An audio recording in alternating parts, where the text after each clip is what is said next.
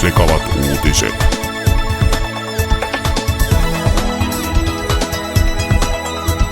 Sekavat uutiset. Tervetuloa! Kirjallisuus on kriisissä. Niin, tekoäly lukee äänikirjat ja taidetun kirjan myynti on laskusuunnassa. Tätä kirjallisen alan työntekijät eivät enää sulata. Ensi juhannuksena nähdään erikoinen näky Hämeenlinnassa. Kyllä, kirjailija J.P. Koskisen mitta on täysi. Hän aikoo polttaa koko tuotantonsa Hämeenlinnan torilla.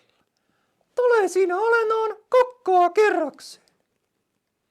Nyt voidaan todeta rehellisesti, tämä tehdään palavasta rakkaudesta lajiin. Kirjailija Koskinen ei ole asian kanssa yksin. Dekkarivirtuosi Tapani Pagge saapuu myös torille ja kantaa kortensa kekoon.